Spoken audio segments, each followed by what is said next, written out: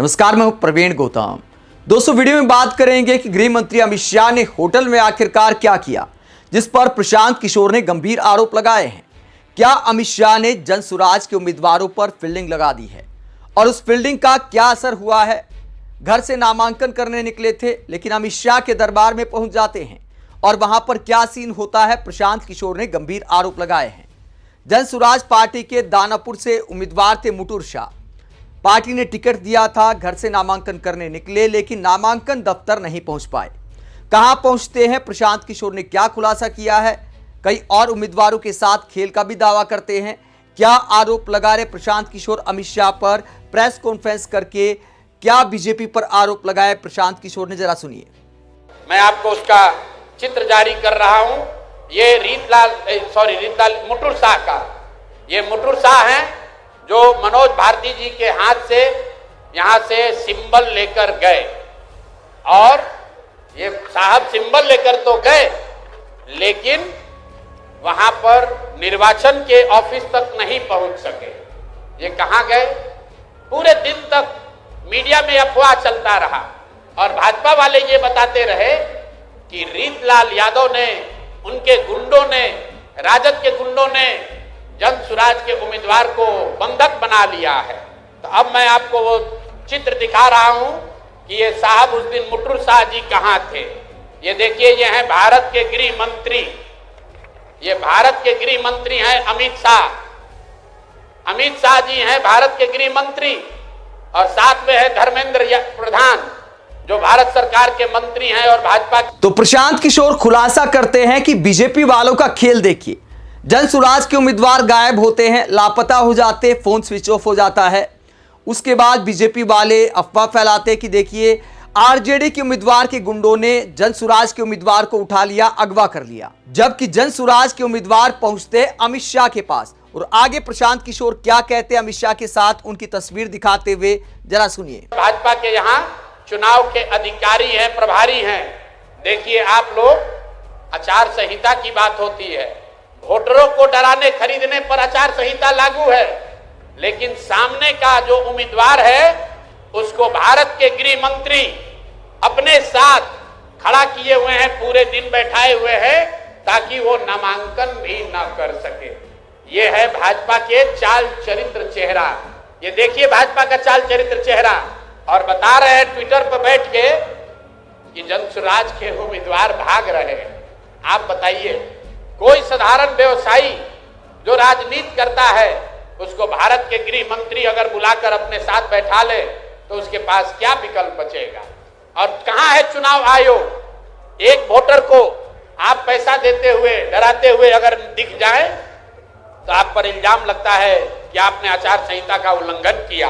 और यहां भारत के गृह मंत्री और केंद्र में भाजपा के मुख्य मंत्री धर्मेंद्र प्रधान खुलेआम जदयू के जनसुराज के प्रत्याशी को अपने साथ, अपने साथियों के साथ, दल बल के साथ घेरे हुए हैं, और इस पर कोई प्रतिक्रिया नहीं है।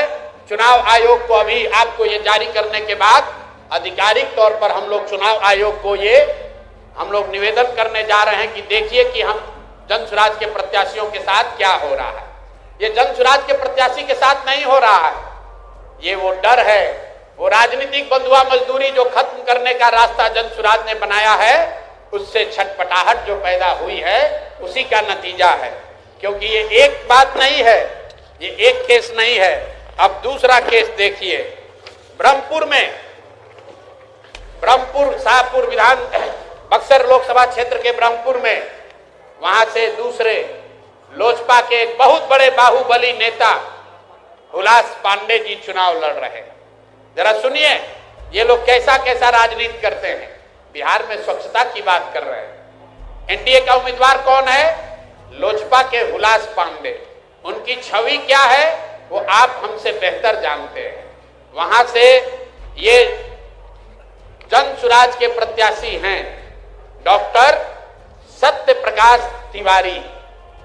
देख लीजिए, पटना में बहुत बड़ा नेत्र अस्पताल चलाते हैं, और इनका चेहरा देख लीजिए कि एक दबाव में इन्होंने टिकट लिया है कि खुशी खुशी लिया है। ये देख लीजिए, इन्होंने जनसुराज का टिकट लिया, जनसुराज ने इनको उम्मीदवार बनाया।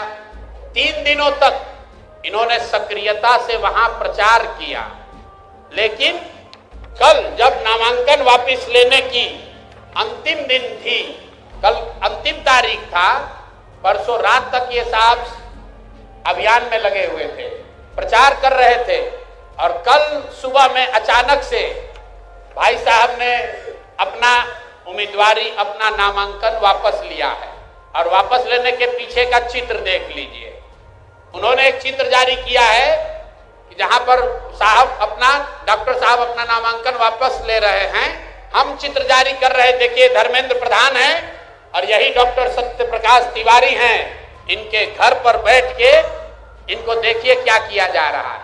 आपने भारत के लोकतांत्रिक इतिहास में ये नहीं देखा होगा कि चुनाव घोषित होने के बाद जो उम्मीदवार है, आधिकारिक तौर पे जो उम्मीदवार है, उससे पार्टी का कार्यकर्ता नहीं, लोकल नेतृत्व नहीं, भाजपा के केंद्र में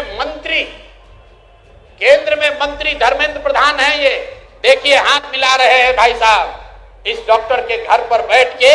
इसको दबाव देकर जबरदस्ती इनसे चुनाव में इनका नामांकन वापस लिया गया है। मेरे भाई, लोजपा के एक बाहुबली नेता को बचाने के लिए, वहां के एक जनसुराज के सभ्य डॉक्टर के उम्मीदवारी को खत्म कराने के लिए आप इतनी ताकत लगा रहे हैं, तो पूरा बिहार को ये देखने, जानने, समझने की जरूरत है कि जनसुराज के लोग भाग रहे हैं कि यहाँ खुलेआम गुंडागर्दी की जा रही है, लोकतंत्र की हत्या की जा रही है। आप बताइए, आप में से कोई भी आदमी, आप सारे पत्रकार, यहाँ देश के भी पत्रकार हैं, पूरे देश के इतिहास में, लोकतांत्रिक इतिहास में आप दिखा दीजिए कि जहां किसी दूसरे पार्टी का घोषित उम्मीदवार, उसके साथ भारत के गृह मंत्री, भारत के केंद्रीय मंत्री बैठकर उसको डराकर, समझाकर, कोर्स करके उससे उम्मीदवारी वापस लेने के लिए मजबूर कर रहे हैं। ये चित्र आपके सामने जारी कर रहे हैं। ये कहानी यही नहीं रुकी है। ऐसी गलती इन्होंने सूरत में की थी। मैं इनको याद दिलाना चाहता हूं, लोकसभा चुनाव में आपको याद होगा जब ये लोग 400 पार का नारा दिए थे, तो सूरत में सारे दलों के प्रत्याशियों का नामांकन वापस ले लिया गया था। इस स्वतंत्र भारत के इतिहास में पहली बार ऐसा हुआ कि सूरत में भाजपा का प्रत्याशी बिना चुनाव लड़े ही जीत कर आ गया, लेकिन जनता ने उसका करारा जवाब दिया। जो 400 सीट का दावा कर रहे थे, उनको 240 पर निपटा दिया। तो बिहार की जनता को आपके माध्यम से बताना चाहते हैं कि एक सरेआम लोकतंत्र की धज्जी उड़ाई जा रही है, सरेआम उम्मीदवारों को धमकी दी जा रही है, उनको घरों में बंद किया जा रहा है, और बंद करने वाले लोग कोई स्थानीय नेता नहीं है, गुंडा बदमाश मवाली नहीं है, भारत सरकार के मंत्री। और ये मैं कह नहीं रहा हूं, ये आप चित्र देखिए, आप चित्र देखिए, भारत के गृह मंत्री, उनका क्या लेना देना है मुटुर शाह से? मुटुर शाह से उनका क्या लेना देना हो सकता है? उनसे कोई पूछे कि आप इतने बड़े नेता हैं, भारत के गृह मंत्री हैं, दानापुर में जनसुराज के उम्मीदवार मुटुर शाह के साथ बैठकर आप क्या कर रहे हैं? उसको क्यों सबके साथ, अपने दल के लोगों के साथ आपने घेरा हुआ है? और ये देखिए, दूसरा सत्य प्रकाश तिवारी जी के साथ यहाँ के भारत के दूसरे मंत्री धर्मेंद्र प्रधान बैठकर देखिए चाय नाश्ता कर रहे हैं। और डॉक्टर साहब बताइए, कोई एक डॉक्टर हिम्मत करके बिहार की व्यवस्था को सुधारने के लिए खड़ा हुआ है, आप उसका हौसला अफजाई नहीं कर रहे हैं, आप उसका विरोध कर रहे हैं। यहां तक तो ठीक है, लेकिन आप उसके घर पर बैठ के उस पर राजनीतिक, आर्थिक, सामाजिक दबाव बना रहे हैं, उसको धमका रहे हैं। ये कहां तक ठीक है? ये बिहार की जनता को देखने और समझने की जरूरत है। तो प्रशांत किशोर गंभीर आरोप लगा रहे हैं, अमित शाह की फोटो दिखा रहे हैं होटल में अपने उम्मीदवार के साथ, धर्मेंद्र प्रधान की फोटो दिखा रहे हैं जनसुराज के उम्मीदवार के साथ। सवाल तो वाजिब है, इतने बड़े बड़े केंद्रीय मंत्री, नई नवेली पार्टी है, उनके एक उम्मीदवार हैं जिनके पास कोई राजनीतिक अनुभव नहीं है, उनसे मुलाकात के आखिरकार मायने क्या है?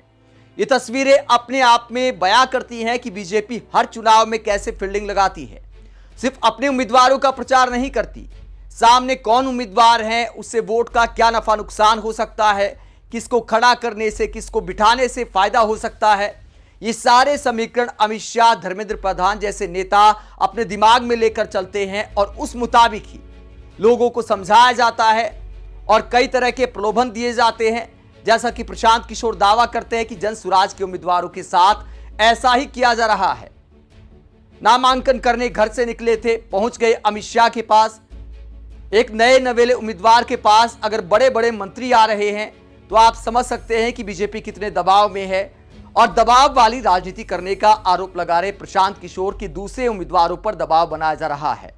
आप इस पूरे मसले को लेकर क्या सोचते हैं? प्रशांत किशोर ने जो आरोप लगाए हैं, चुनाव आयोग से भी पूछा है कि चुनाव आयोग तुम कहां हो? उम्मीदवारों को डराया जा रहा है, धमकाया जा रहा है और चुनाव आयोग तमाशा देख रहा है। ये तमाम आरोप प्रशांत किशोर ने लगाए हैं। आप ऐसी राजनीति को लेकर क्या सोचते हैं? कमेंट बॉक्स पर अपनी राय जरूर दें, साथ ही चैनल को सब्सक्राइब भी करें। नमस्कार।